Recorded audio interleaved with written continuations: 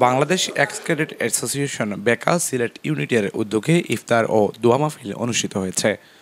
রোববার নগরীর দি aided high স্কুলে আয়োজিত এ ইফতার মাহফিলে উপস্থিত ছিলেন ইফতার মাহফিলের আহ্বায়ক হুসনুল মোহাম্মদ আনিসুল হক চৌধুরী, প্রতিষ্ঠাকালীন সভাপতি যুদ্ধাহত বীর মুক্তিযোদ্ধা এম এ মালিক খান, উপদেষ্টা মেজর ডক্টর তুফাইল আহমদ, উপদেষ্টা Shahjamal Chowdhury Bahar, lieutenant colonel Helal Uddin, senior সাংবাদিক আমিরুল ইসলাম চৌধুরী এহিয়া, সভাপতি মিজানুর রহমান, সম্পাদক বিভাস রায়, এমসি কলেজের প্রাণীবিদ্যা বিভাগের সহযোগী অধ্যাপক হেলাল উদ্দিন, বাংলাদেশ বেতারের সহকারী পরিচালক মোহাম্মদ দেলোয়ার হোসেন, যুগ্ম সম্পাদক মোহাম্মদ শাহ আলম রাফি, সাবেক কোষাধ্যক্ষ আব্দুল মনিম মল্লিক মুন্না।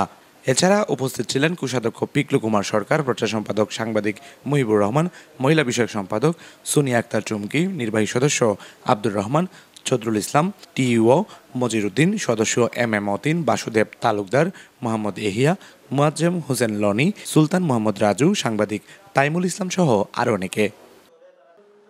ইফতারের পূর্বে বিশ্ব শান্তির কল্যাণ কামনায় দোয়া করা হয়। জয়রা হিমেল, স্টার টিভি, সিলেট।